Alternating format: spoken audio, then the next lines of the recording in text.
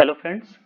आज का हमारा टॉपिक है investment fluctuation reserve. Investment fluctuation reserve is created to compensate the loss arising from the decrease in the value of investment. हमारे investment की value में जब कोई डाउनफॉल होता है, जब वो डिक्रीज होता है, तो उस लॉस को कंपनसेट करने के लिए हम इन्वेस्टमेंट फ्लक्चुएशन रिजर्व क्रिएट करते हैं। तो आज हम सीखेंगे at the time of admission of a partner investment fluctuation reserve की जो एडजस्टमेंट होती हैं उसको अपनी बुक्स में हम कैसे शो करते हैं, कैसे ट्रीट करते हैं। तो आइए चलते हैं एक क्वेश्चन की तरफ। ये हमारा क्वेश्चन गिवन है, in which A B and C were sharing profits in 532। They decided to admit D as a new partner for 1/5 share. On date of admission, investment rupees 1,40,000 and investment fluctuation reserve 80,000 were appearing in the balance sheet. Pass journal entries for the following cases. First, when there is no adjustment. Second, when the market value of investment is 1,20,000. Next, market value of investment is 1,40,000 and market value of investment is 1,50,000। तो हमारे पास यहाँ पर चार condition है। इन चारों condition के अंदर हम इन्वेस्टमेंट फ्लक्चुएशन रिजर्व के रिगार्डिंग क्या जर्नल एंट्रीज पास करेंगे, उसको अपनी बुक्स में कैसे शो करेंगे, तो ये सब हम लोग देखेंगे। उससे पहले हमारे जो पार्टनर्स हैं उनका ओल्ड रेशियो देखिए 532, इन्वेस्टमेंट 1,40,000 और इन्वेस्टमेंट फ्लक्चुएशन रिजर्व 80,000। ये इंफॉर्मेशन हमारे पास गिवन है। तो आइए चलते हैं इन सभी एडजस्टमेंट की तरफ, इन सभी टाइप्स की तरफ वन बाय वन। सबसे पहले हमारा जो फर्स्ट टाइप का एडजस्टमेंट है, when there is no information or there is no adjustment for the investment fluctuation reserve। जब हमारे पास इन्वेस्टमेंट फ्लक्चुएशन रिजर्व के रिगार्डिंग कोई इंफॉर्मेशन क्वेश्चन में नहीं है, तो उस कंडीशन में हम क्या करेंगे, हमारा जो इन्वेस्टमेंट फ्लक्चुएशन रिजर्व है उसे हम अपने ओल्ड पार्टनर्स में ओल्ड रेशो में डिस्ट्रीब्यूट करेंगे। और जब हम इन्वेस्टमेंट फ्लक्चुएशन रिजर्व को हमारे ओल्ड पार्टनर्स में डिस्ट्रीब्यूट करेंगे तो हम जर्नल एंट्री क्या करेंगे, investment fluctuation reserve account debit 80,000 और हमारे जो तीनों पार्टनर्स हैं वो क्रेडिट होंगे to A's capital account, to B's capital account, to C's capital account. उसके बाद जो हम इस 80,000 को डिस्ट्रीब्यूट करेंगे तो हमारा ओल्ड रेशो क्या था 532, तो 5/10 80,000 का ए को मिलेगा, 80,000 का 3/10 बी को मिलेगा और 80,000 का 2/10 सी को मिलेगा। ये 532 हमारा ओल्ड रेशो गिवन है और हमारा जो इन्वेस्टमेंट फ्लक्चुएशन रिजर्व है वो 80,000 गिवन है हमारे पास। तो उसको हमने अपने तीनों पार्टनर्स में, जो हमारे ओल्ड पार्टनर्स हैं, ओल्ड प्रॉफिट शेयरिंग रेशियो में डिस्ट्रीब्यूट कर दिया। तो हमारे करस्पॉन्डिंग अमाउंट्स क्या आ जाएंगे 40, 24 एंड 16। तो ये हमारी जो फर्स्ट टाइप का प्रॉब्लम था, when there is no information, there is no adjustment regarding the investment fluctuation reserve. उस कंडीशन में हमारे पास जितना भी फ्लक्चुएशन रिजर्व है उसको हम सिंपली हमारे जो ओल्ड पार्टनर्स हैं उनमें डिस्ट्रीब्यूट कर देंगे। अब इनको अगर हम पोस्ट करें बुक्स के अंदर तो इन्वेस्टमेंट फ्लक्चुएशन रिजर्व को हमने पार्टनर्स में डिस्ट्रीब्यूट किया है, तो इसकी एंट्री हम पार्टनर्स कैपिटल अकाउंट के क्रेडिट में करेंगे by investment fluctuation reserve account. और हमारे जो तीन पार्टनर्स हैं ए बी सी उनके अंदर डिस्ट्रीब्यूट हो जाएगा ये 40,000, 24,000, 16,000। यहां पर जो हमारा इन्वेस्टमेंट फ्लक्चुएशन रिजर्व है यहां पर नए पार्टनर से कोई मतलब नहीं है, इसलिए हम यहां पर सिर्फ अपने तीन पार्टनर्स को शो कर रहे हैं। और जो हमारा बैलेंस शीट है उसमें इन्वेस्टमेंट अपनी ओरिजिनल वैल्यू 1,40,000 के साथ शो होगा, because there is no change in the value of investment. ना ही इन्वेस्टमेंट में कोई चेंज आया है और ना ही हमारा जो फ्लक्चुएशन रिजर्व है उसके रिगार्डिंग कोई एडजस्टमेंट है। तो ये हमारा फर्स्ट टाइप का प्रॉब्लम था। चलते हैं सेकंड टाइप के प्रॉब्लम की तरफ। When market value of investment is rupees 1,20,000, हमारा जो इन्वेस्टमेंट है उसकी जो रियल वैल्यू है, उसकी जो बुक वैल्यू है वो 1,40,000 है। लेकिन एट प्रेजेंट जो हमारा सेकेंड एडजस्टमेंट है उसके according market value of investment is ₹1,20,000। तो यहां देखिए we are suffering for a loss of 20,000। जो हमारा इन्वेस्टमेंट है उस पर हमें 20,000 का लॉस हुआ। तो उसके लिए हम क्या जर्नल एंट्रीज पास करेंगे? हमारा जो इन्वेस्टमेंट फ्लक्चुएशन रिजर्व था ₹80,000 का, सबसे पहले वो डेबिट होगा। उसके बाद हमारा जो इन्वेस्टमेंट पे 20,000 का लॉस हुआ वो यहां से कंपनसेट करेंगे।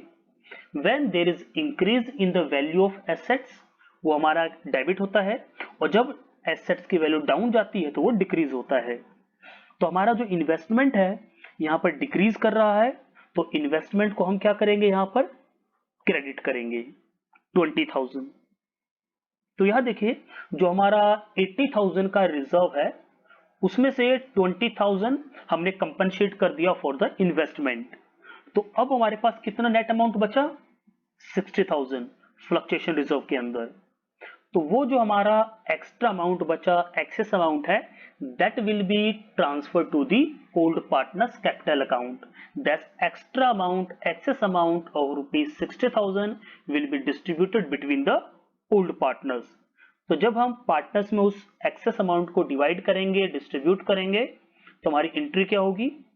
इसी में एडिशन में हम ए, बी और सी के कैपिटल अकाउंट्स को इंक्लूड करेंगे, और जो हमारा 60,000 का अमाउंट है उसको हम डिस्ट्रीब्यूट करेंगे in the old profit sharing ratio. Means A को कितना मिलेगा? 60,000 का 5/10, बी को 60 का 3/10 और सी को 2/10 मिलेगा।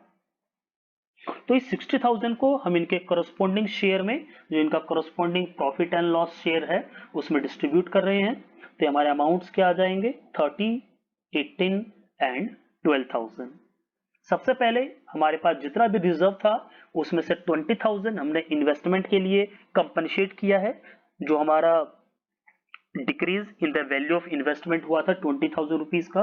और उसके बाद जो हमारा एक्स्ट्रा फंड बचा 60,000 का, उसको हमने हमारे जो पार्टनर्स हैं उनके बीच में डिस्ट्रीब्यूट कर दिया। तो ये हमारा सेकेंड टाइप का प्रॉब्लम था। अब इसको अगर हम अपने बुक्स के अंदर जो हमारे कैपिटल अकाउंट्स वगैरह हैं उसके अंदर अगर हम इसको शिफ्ट करें या पोस्ट करें तो कैसे करेंगे? हमने पार्टनर्स में कितना डिस्ट्रीब्यूट किया? ओनली 60,000। तो जब भी हम इन्वेस्टमेंट फ्लक्चुएशन रिजर्व को पार्टनर्स में डिस्ट्रीब्यूट करेंगे तो क्रेडिट साइड में लिखेंगे by investment fluctuation reserve account, और जितना अमाउंट हमने डिस्ट्रीब्यूट किया था उनको हम पार्टनर्स के क्रेडिट में नोट करेंगे। That was 30,000, 18,000, 12,000। और जब हम अपने बुक्स की बात करेंगे, बैलेंस शीट की बात करेंगे यहाँ पर, तो बैलेंस शीट में हमारा जो इन्वेस्टमेंट अपनी नई वैल्यू के साथ अपीयर होगा, दैट वाज 1,20,000। ये हमारा सेकेंड टाइप का प्रॉब्लम था। Next we have third type of problem, that is when market value of investment is ₹1,40,000 means market value and book value both are same. उस condition में हमारे पास ना ही कोई प्रॉफिट हो रहा है ना ही कोई लॉस हो रहा है। Market value, book value both are same, दोनों की वैल्यूज 1,40,000 है।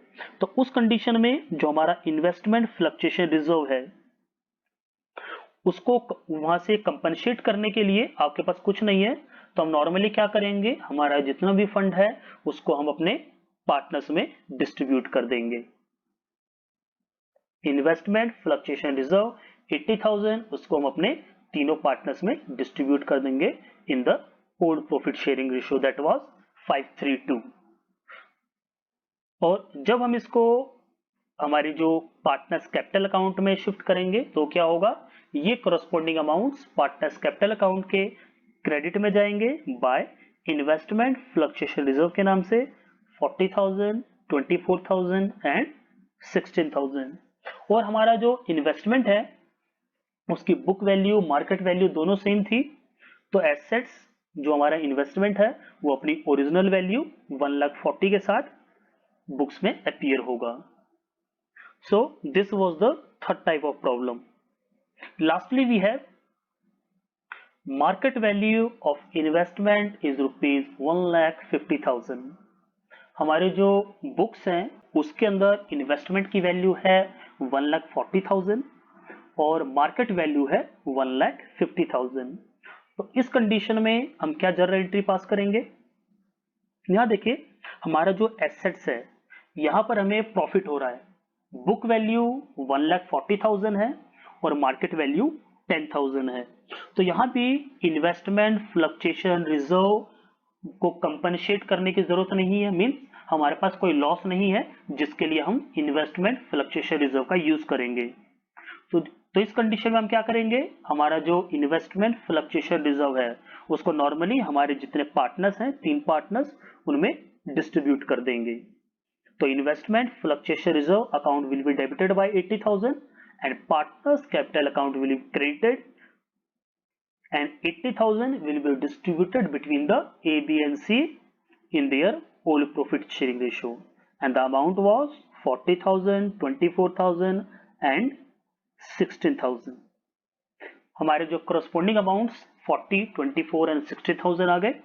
हमने इन्वेस्टमेंट फ्लक्चुएशन रिजर्व को नॉर्मली इनके ओल्ड प्रॉफिट शेयरिंग रेशियो में डिस्ट्रीब्यूट कर दिया है।